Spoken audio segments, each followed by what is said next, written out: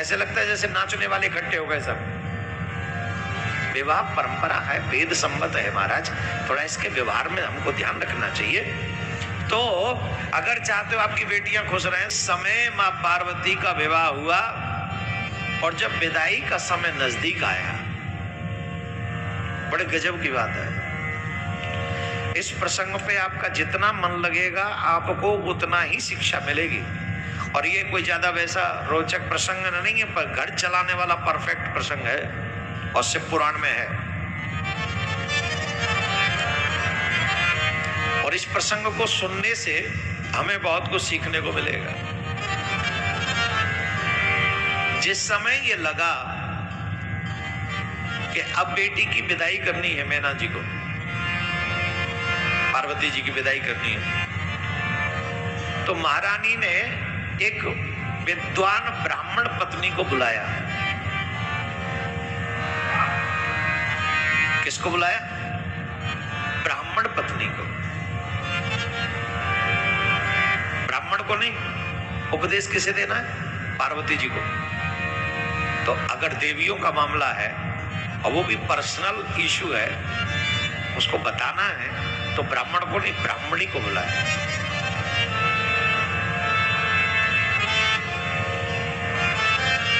ब्राह्मणी को बुलाया और कहने लगी मां मैना कि ये अब अपने ससुराल जाएगी, ससुराल पहुंचेगी, कृपा करके इसे ऐसा उपदेश करो जिससे इसका गृहस्थ प्रसन्न रहे, आनंद में रहे, मंगल में रहे। आप उपदेश कीजिए। ब्राह्मण पत्नी ने कहा, पतिव्रता स्त्री का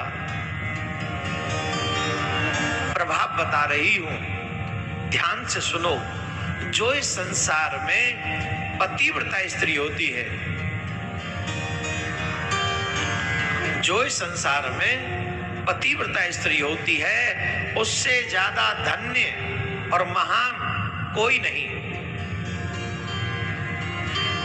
इस जगत में पतिव्रता नारी धन्य है, उसके अतिरिक्त और कोई नारी पूजा के योग्य नहीं है। सब लोगों में पवित्र करने वाली, सभी लोगों को पवित्र करने वाली, सब लोगों को पवित्र करने वाली एक पतिव्रता स्त्री होती है। वह यहाँ अनेक भोगों को भोग कर अंत में पति के साथ उत्तम गति को प्राप्त होती है। उसे किसी के आगे हाथ नहीं फैलाना पड़ता। इससे पूर्व सावित्री के विषय में आपने सुना है?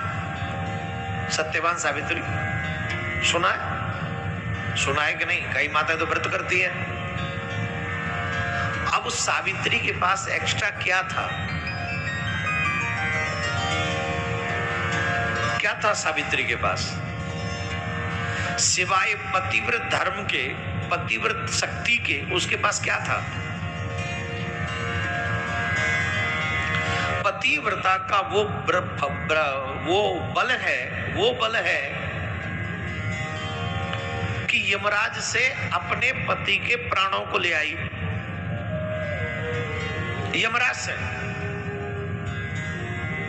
जो कोई नहीं कर सकता, वो सावित्री अपने पति के प्राणों को ले आई, यमराज से छुड़ा लाई।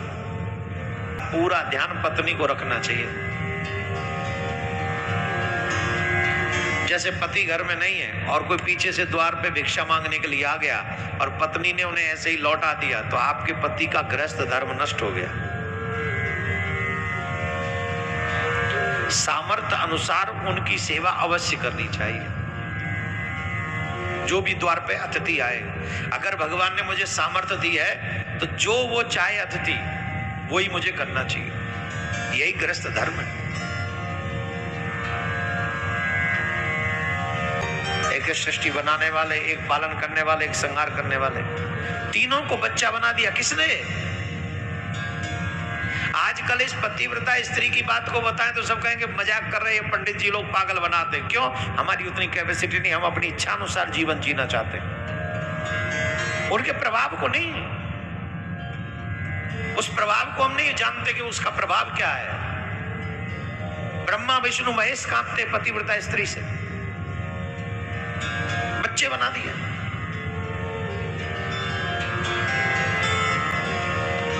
ये प्रभाव है पतिव्रता स्त्री का। प्रभाव से मान्य तथा पूज्या हुई है।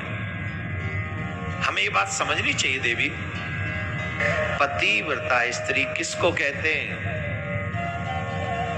किसको कहते हैं? सुनिए, पति से पहले कभी भोजन नहीं करना चाहिए,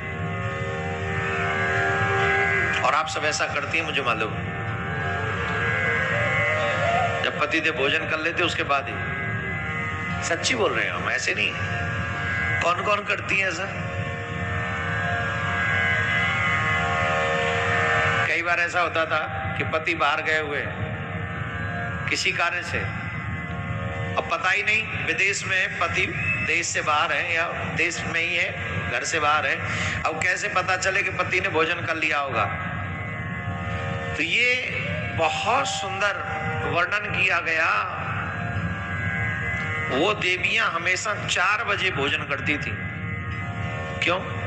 बोले 4 बजे तक चाहे जाओगे, अब तक तो भोजन कर ही लिया होगा, अब भूखे नहीं होंगे। Last to last, late to late होगा तो कितना, 2 बज जाएगा, 3 बज जाएगा। 4 बजे तक कोई भूखा नहीं रहा, कुछ न कुछ खा ले, उसके बाद वो खाती थी। जिनके पति घर से बाहर रहते थे। आहा, क्या हमारी संस्कृति रही। कई माताएं ये भी कह सकती है सारा दुख देवियों के लिए क्यों है, कह सकती है। ऐसा नहीं, आगे हम बताएंगे, बड़े ध्यान से सुनो, आगे बहुत अच्छी बात है। पति के सो जाने पर स्वयं शयन करे, पतिव्रता स्त्री का लक्षण है ये। मैं ये नहीं कह रहा हूं कि सबको करना है, जो पतिव्रता स्त्री होती है उसके लक्षण है। करे मतलब जिसमें पति का हित हो वही करना चाहिए, अपना हित कभी नहीं देखना चाहिए। जिसमें पति का हित हो वही मन से काम ना करनी चाहिए, छल रहे तो कि वही काम करना चाहिए। आज पतियों का बड़ा मन लग रहा है, मैं देख रहा हूं कथा में, इतने ध्यान से इन्होंने 5 दिन कभी कथा नहीं सुनी, जितना ध्यान लगा के आज सुन रहे। हाँ, ये पहले ही दिन बोलना थी आपको ये कथा। अब भाई प्रसंग में अब आई है तो मैं कैसे बोल देता पहले। पार्वती जी की विदाई अब आई है ना, तो अब न बोलूंगा मैं, पहले दिन कैसे बोल दूंगा। ठीक है ना माताओ, आज ही आई है प्रसंग तो सुनो। शिव पुराण में ऐसा लिखा है कि पति के सामने जब भी जाओ 16 श्रृंगार करके जाओ।